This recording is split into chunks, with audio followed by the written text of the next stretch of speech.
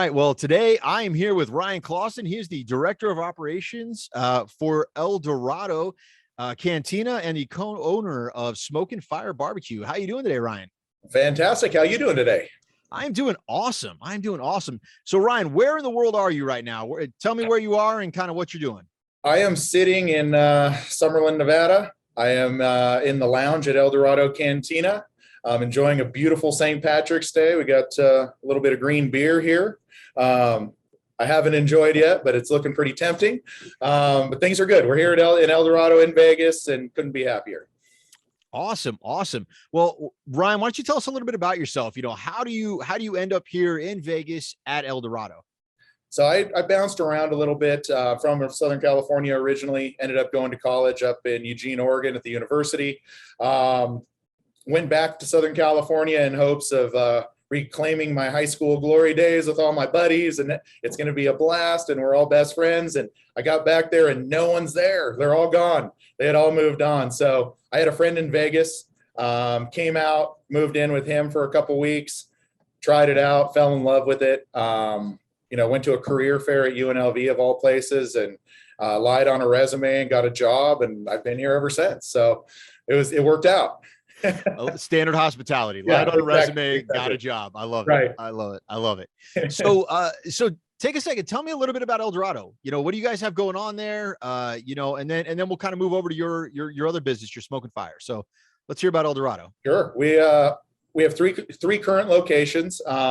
We have one in Tivoli Village up in Summerlin. We have one near the Strip, and we have one in the southwest of Las Vegas off 215 in Durango.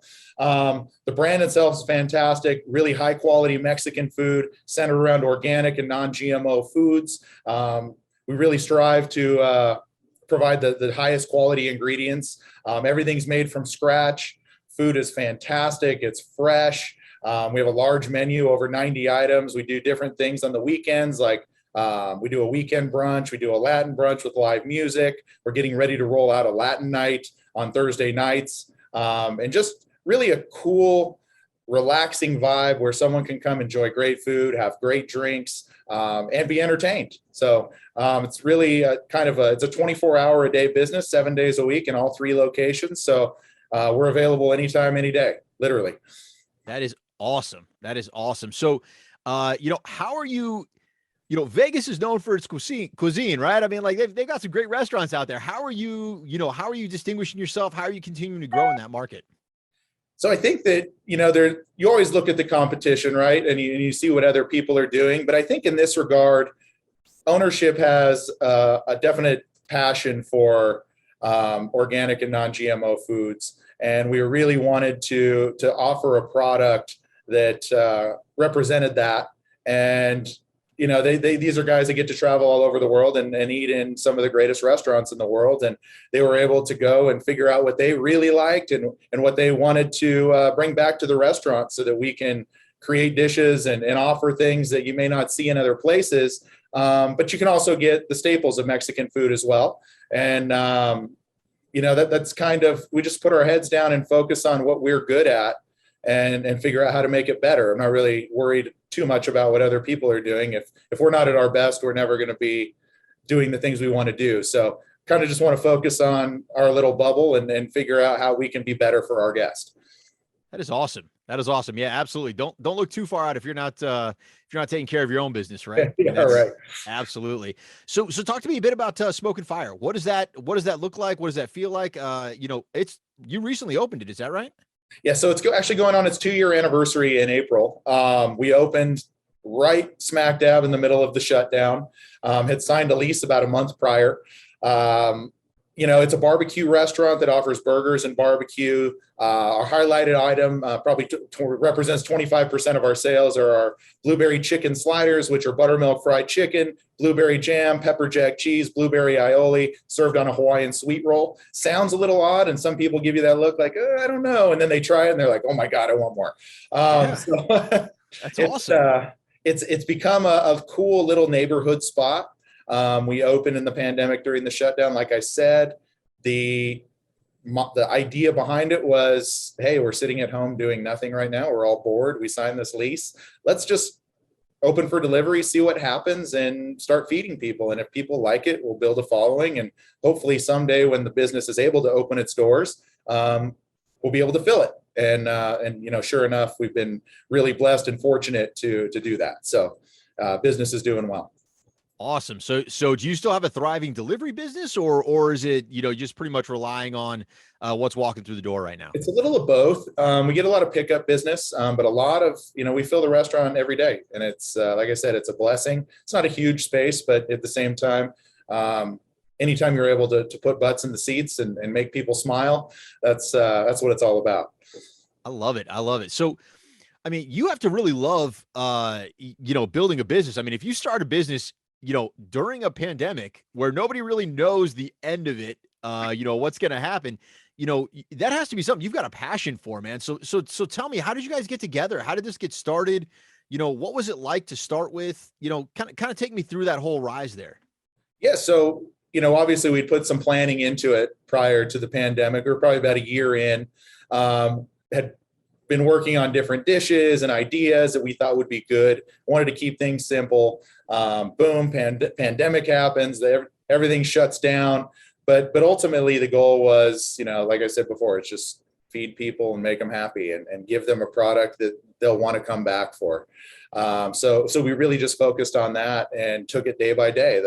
With the $80 days turned into the $200 days, it turned into the $500 days, it turned into the $1,000 days, to turn into eventually making the business profitable and what it is today, which very proud to say that being a part of it, that we were able to pull through all that. Awesome. Awesome. So as an owner and an operator, you know, what are some of the things that get you excited to really push through this? I mean, you could have really probably done anything, you know, in that market. You know, what gets you excited about this, and what gets you excited about putting the effort into what it takes to obviously make that work? You know, for me personally, it's building the business. It's taking it from the idea phase, right? And everyone has ideas, but the execution of the idea is really what makes the product a winner or a loser. And for me, I really enjoy structuring of the business. It's, you know, putting the right pieces together to make sure that you have something that can be great, whether you're there or you're not there. You know, currently taking on, the majority of my time is spent with Dorado Cantina, but we have such a fantastic team at Smoke and Fire that other than going in and spot checking and eating food, like I really don't have to be there, which, you know, that's the best part, is eating the food. But, you know, it's putting the right building blocks in place to build a sustainable business, building a culture where people can come in, be excited about working, be excited about delivering the experience that you envisioned from jump, and delivering that consistently every single day. That's what I enjoy about it. Awesome. Awesome. So what kind of things are you doing to get them excited? I mean, you know, that's got to be an interesting experience, going from being the owner and like kind of handing the keys over to a bunch of people and saying, you know, I'll be back for some blueberry chicken here in a little bit, right? Yeah. You know, Well, I'm not going to lie. It was very nerve wracking in the beginning, right? Like you're like, okay, well, here's my baby. And I've literally personally waited on every single guest through this door so far. And I'm trusting you now to do the same thing. But, you know, I think empowering people and putting that trust in them is what's carried that brand. Sure, there's been bumps along the road. There's bumps along the road when I was there every single day. So, but empowering them and trusting them and working closely with them, you know, via phone, or if they have questions, they can always call or text or email me and ask those questions. And then I have great partners too. My partners, that one of them oversees the day-to-day, and the other one is in charge of the kitchen, and he's there 3-4 days a week helping out with that. So I think that combination of, you know, finding the right people, training them, empowering them, and giving them ownership of the business. You know, one of our cooks started at $9 an hour in the middle of the pandemic, or $9.75, because that's what we could afford to pay at the time. Has been with us since almost day one. And we've made him a partner in the business. We've given him a couple points and just thanked him. And, you know, he's obviously making a lot more money now, and just said, look, you've been one of the reasons that we've been able to do what we do. And we want to reward you by making you our partner. Now that is awesome and powerful all at the same time. You know, it's funny because when I started my career, you know, startups were effectively restaurants. I mean, that was all there was, right? Like you could go out to Silicon Valley and there was all kinds of great stuff happening out there. But one of the things that I love about startups now is the fact that they do include people in ownership, right? And Sure.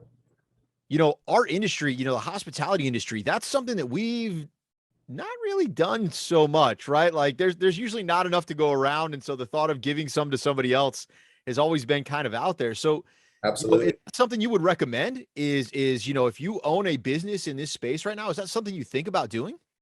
So for me, it's always been about the team, right? Like I know I can't do it on my own. There's only so many hours in the day, and I have visions of grandeur and want to do big things in this business and take this, take myself and my family to the next level as well.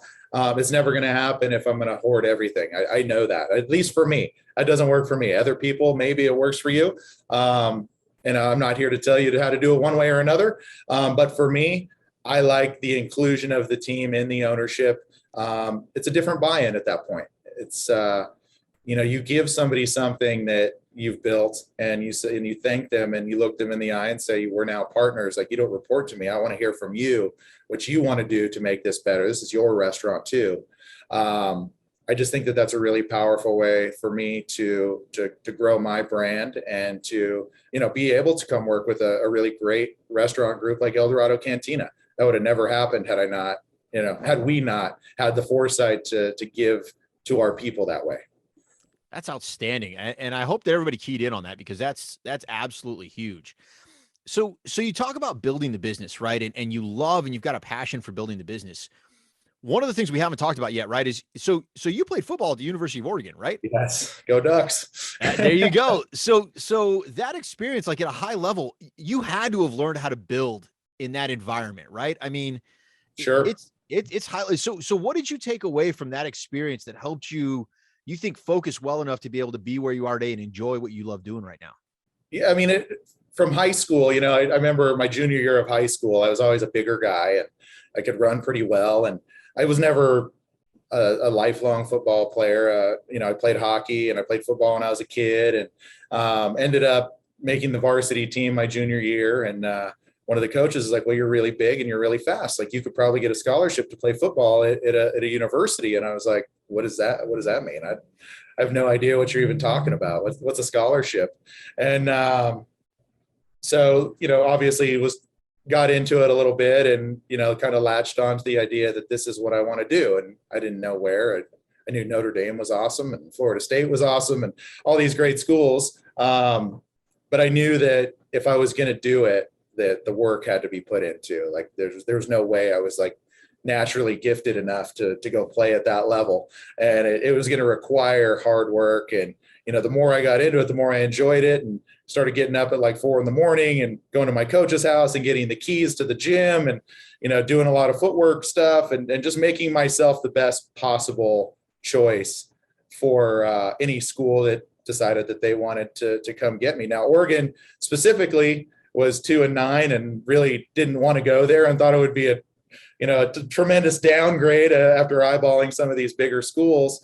But what it turned out to be was, I ended up getting the scholarship to Oregon. Had some friends that were already on the team, so it was an easy transition, and had a good support system around me of guys that were in the program already. And you're right, it's building that foundation for yourself so that you can be a good teammate to the rest of your team. And whether you're delivering quality reps and practice to the starting team as a freshman, or you're contributing as a starter and making plays, like, all of those pieces are necessary to be good at what you do. And I got to experience both sides of that. But, you want to talk about the ultimate accountability, like, you're being judged every single play, and you're with guys who've been doing it 30, 40 years as coaches, whose livelihood is dependent on how good you are. So I can't even imagine the pressure that involves. And, talking about guys that have been with the program for a really long time, and, they were really hard on you, but you learn how to, one, structure your day, structure yourself, hold yourself accountable. And as you grow and mature and get older through that process, I was able to take the learnings from football and apply them to business as well. And I think Bill Belichick is a great example of that. It's like, do your job and do it well. It doesn't matter if you're the starting corner and you get hurt, because the next guy's going to come in and he's going to be great too. It doesn't matter if Tom Brady goes down and Matt Castle comes in. We're still going to win 11 games. Like, that's insane. But that's a great culture to build. And, he's probably the ultimate success story in that regard. But, I enjoy football. I enjoy my time at Oregon, and I really enjoyed the lessons that I learned from that time to apply them to what we do today, and really be able to focus on the task at hand. Awesome. Awesome. Yeah. When I hear your story and I listen to your story, I mean, if you kind of draw parallels, I mean, you look at our industry, right? Like, our industry got wiped out, right? So we're like starting from scratch at this point in time. And I feel like, where we need to be is we need to figure out how to put the work in. We need to figure out how to connect with people so that they're excited about putting the work in, a la, the ownership stakes or whatever, giving people Sure. Valuable feedback and seeing their ideas come to life, up to a point where they're the ones, doing the same thing for others, right? Like, they're the ones giving people the opportunity to be able to succeed and giving the other people opportunities to build. So that's a great story and a great message, man. I mean, that's got to be all going on kind of behind the scenes as you're also trying to make money, right? Yeah, no, the money obviously drives everything, but ultimately I think that, the message I always like to put out there, and the message that I learned at a young age, is it's not about what you do in practice. It's about everything else that you do outside of practice is going to make you great. If I'm a server, I can come in here and see the food and learn the food. Yeah, sure. It's 92 items on our menu. It's going to take a while. But if I'm going home and I'm studying and I'm finding out, I'm tasting things and I'm finding out what I like and I don't like, and I'm reading about different tequilas and all the things that we offer here in my free time, when I get here, I'm only going to make more money for myself and for the restaurant. And that applies to anyone that works here. The more, knowledge is king. You're probably not going to absorb it all in a shift. But if you're willing to do the work outside of work to make yourself better, then you're only going to make more money for yourself and for the business, and make yourself more valuable. There it is, right? It's one of those things where, at least what I find, is a lot of people want opportunities handed to them right now. And the reality is that there are plenty of opportunities to be handed to you. It's, what do you do with that opportunity now, right? Is it, do you take the time, like you said, do you learn outside of work? Do you put the time in so that when you're there, you put on a show, right? I mean, like, that's what it's all about at this point in time, because then you end up loving it, right? Like, you end up wanting to stay around it. It becomes who you are, right?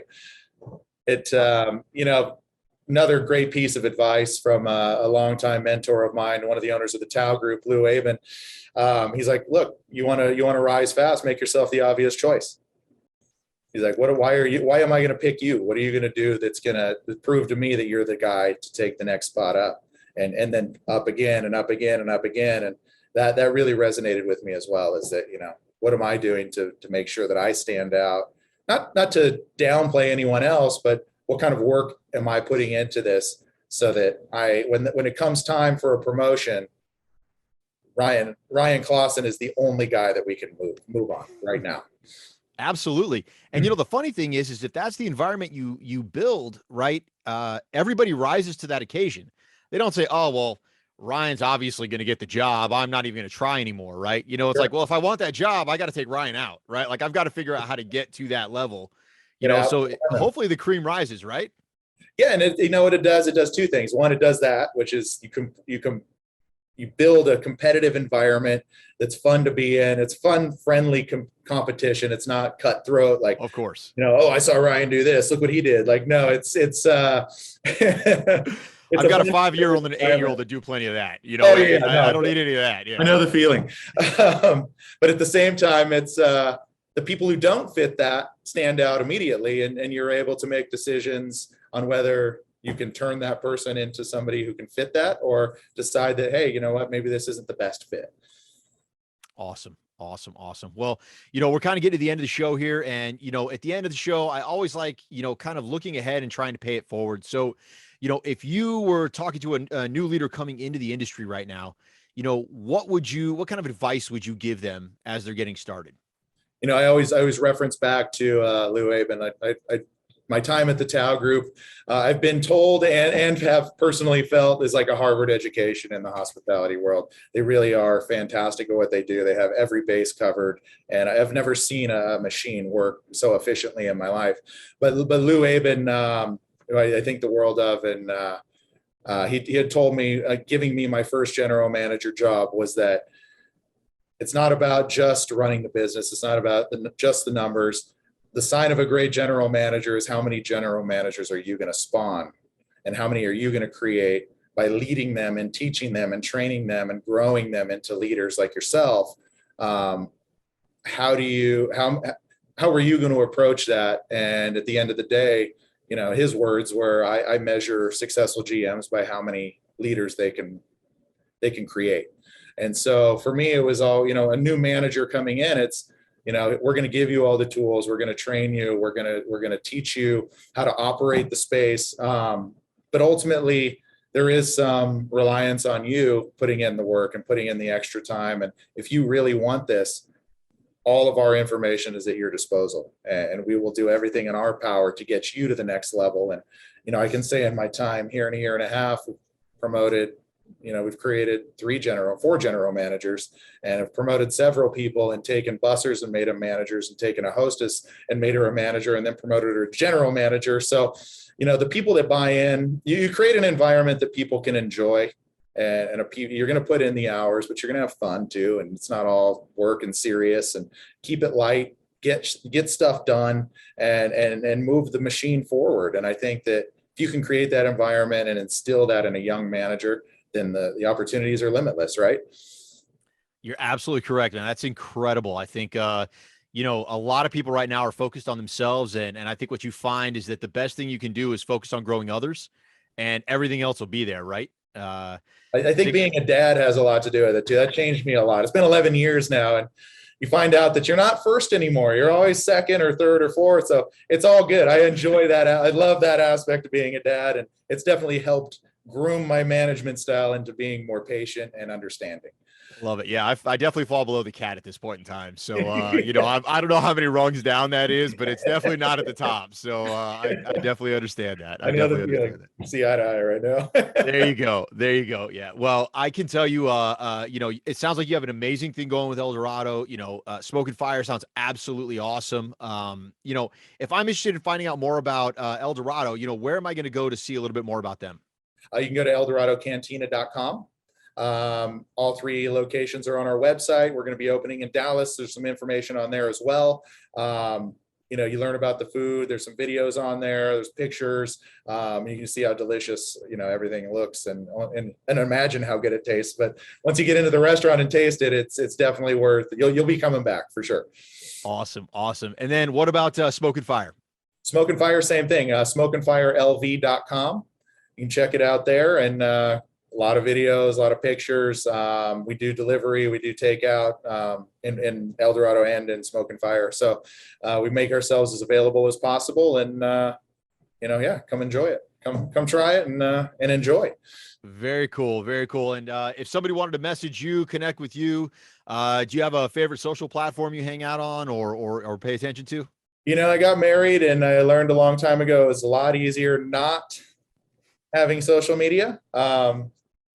Probably, it's a good thing. I love it. Coming from the club world back in the day, and you just kind of put all that behind myself. And but no, I mean, you can reach me at my email address, which is just ryan@eldoradocantina.com.